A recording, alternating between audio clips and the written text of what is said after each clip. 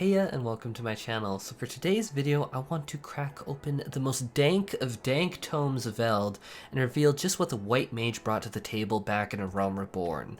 Back to the time wherein pure healers versus barrier healers, or to be more exact, white mages versus scholars, was truly the core healer philosophy at the time, and that the comparison between the toolkits of the scholar and the white mage really was extremely revealing on the design philosophy as well as the encounter philosophy that players took when they went into things like Twintania or other raids.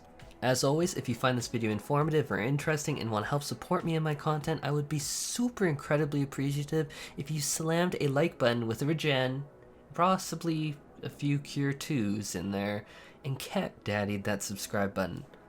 So during the time of Realm Reborn, jobs only gave 5 unique skills that built off of the baseline abilities of a class. For the White Mage, they gained access to the Presence of Mind ability, which is an extremely powerful cooldown that would allow them to cast significantly faster for a short burst of time.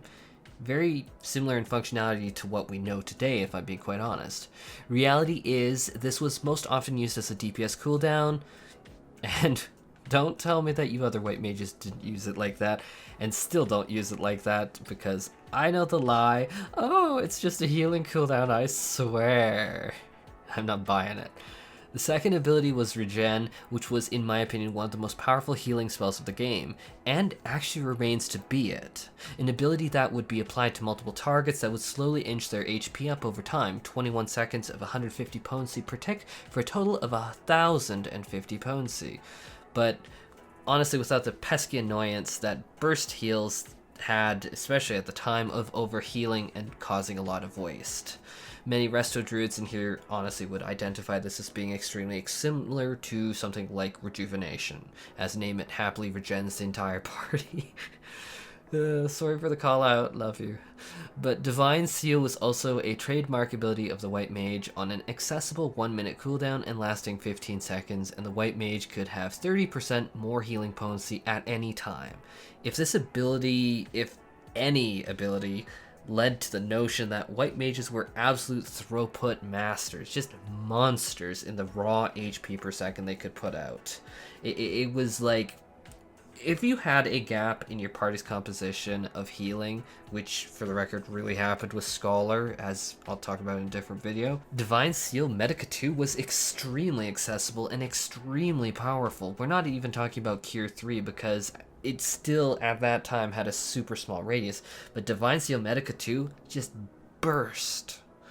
Now the next ability is Holy, and for all intents and purposes it functions extremely similar to today. Not only blinding people in Limsa Lominsa, but also acting as a light beacon in the depths of night. Okay, and it does damage and a stun, which makes dungeons trivial. Yeah, same thing as you know it today. Benediction also acts in a similar manner as it does today. I know that's the theme of this video, but it instantly heals a target to full, though back in A Realm Reborn, the Living Dead ability, which was or is frequently paired with it, wasn't a thing. It was exceedingly helpful if a warrior got low on HP or on making up the gap, as well as the fact that it healed through Cleric Stance, which we're going to talk about in a sec, made Benediction extremely powerful even in basic dungeon gameplay. So now let's crack open the Conjurer's kit, and I want to firstly go over the core healing abilities as a primer. For the record, all of these abilities do function extremely similar to how they do today, so no surprise here. We had Cure, which has always been not as good. We had Cure 2 that provided a solid burst of 650 upfront potency of healing. Cure 3 provided, as it does today, bonkers healing in a small radius. But similar to today, the issue is always can you get people to stack in it. That was the only fault of the spell. But for all of the Cure spells, I did want to add that they had an added bonus to each. Cure would make Cure 2 cost no MP at times, but interestingly enough, Cure 2 back in the day could make Cure 3 critically hit, which when you take everything into account, if you got a lucky Cure 2 proc, then a Cure 3 at a raid-wide damage mechanic was just so much healing. That critting was like, here's all of your HP back. Now, Conjurer also had access to Medica and Medica 2, which were even more powerful than they are today back in the day, because honestly, we had nothing that could compete with this AoE throughput. And let me tell you, quite frankly, as a Scholar main, that our Whispering Dawn with Fave healing potency buffs was definitely good. It was definitely good. I'm not going to tell you that Scholar was garbage, because it's always been really good. But it could not possibly come as close in AoE throughput healing. Spamming Sakor crying in the back of the lack of AoE to heal, it was a thing back then. But that is the healing toolkit, which is extremely similar to what we know and love today. White mages and raids are still using these same iconic spells to power a party through damage windows. But now let's turn our gaze to the damaging kit. So the white mage, I'm going to be quite honest, did not have a really involved DPS toolkit. I remember back in the day, and again, this is anecdotal, this is personal, like, I did not like the white mage just because I wanted more involved gameplay, and so that's why I went to the Scholar. When compared to the Scholar directly, it honestly was super straightforward. So Stone 2 was the white mage's upfront spammable 170 potency nuke.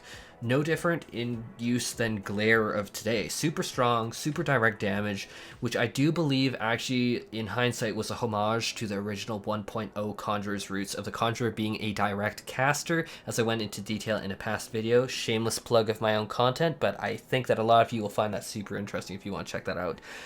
But the Conjurer, moving on from that, also had 2 damage over time abilities, Aero, which allowed instant cast mobility and ticked for a total of 200 potency damage over time, and then Aero 2, which did area of effect damage over 12 seconds and upfront 50 potency for a total of 210 potency over its duration.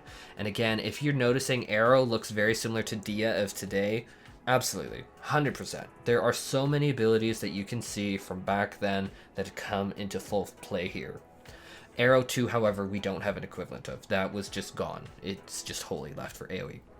The Conjurers, by default, also had the ability Cleric Stance that swapped their Mind and Intelligence attributes, which Mind used to be the stat that would increase healing throughput, Intelligence would increase damage throughput, even for healers. So swapping their Mind and Intelligence stat allowed a white mage to sink in much more damage at the cost of not being able to heal as much with Cleric Stance on. And this ability was so significant that, in fact, many people argued that it was not even worth casting a damage spell outside of Cleric Stance. But on the flip side, with Cleric Stance on, it damaged your healing so much that it wasn't worth healing with it on, to be quite frank. So moving on to cross-class skills, which for anyone who is not super familiar with cross-class skills, these are skills from other classes that you can pick and add to your toolkit. So the cross-class skills that I'm looking at right now are DPS focused, and you would be picking up Thunder, which would give you upfront potency of 30 and then 40 potency over 12 seconds for a total potency of 190. So that is just 20 potency above what you can see at 170 potency on Stone. So ultimately, for the white mage, if they were playing as optimally as they could, they would be weaving in Thunder, Aero, Aero 2, and fill in the blanks with powerful 170 potency Stone 2 spam. And yes, I tried to add those words so it seemed more than it was. Though, if I'm being super honest and I spill the tea, I remember most white mages saying Thunder wasn't even worth it back in the day, if I'm going to truly spill the tea. However, this ability toolkit really led to a much more direct style of contributing damage than a barrier healer counterpart in the Scholar. The white mage was significantly more about upfront damage immediately and massive amounts of upfront healing, where the Scholar would need to do a significant amount of setup, which could potentially be very wasted if a mob died really quickly, like in dungeons. Like if you have a mob die and you just reapplied your dots, all of that time ticking was lost, whereas the upfront damage of the white mage definitely was more appealing. I remember this being a thing back in the day, and I'm also referencing how Affliction Warlocks of today feel in lower Mythic Plus keys, where typically they're suffering from the exact same problem, where they're just like, okay, either I can basically do no damage and just wait for the next pull, or I can try and reapply my dots for basically wasting all that potency. But I digress. Where the Scholar would play and fiddle with barriers and mitigation and fairies with parallel healing macros and 7 damage over time effects, the white mage would pummel the opposition into the ground with presence of mind and stone spam or holy spam. And then in the midst of a strong heavy burst phase like raid-wide damage, they would pop Divine Seal and absolutely drench the field with tremendous amounts of upfront healing through Medica, Medica 2, and Cure 3. Likewise, if the white mage was caught in a situation where they needed to weave in like a spell or like move at the time, the baseline Aero spell enabled them to freely move around the battlefield and still contribute damage, no different than the Dia spell of today. In fact, that is one thing that I can really say about the white mage that did make me mull over how to approach this topic for a few hours, as I mentioned at the start of this video.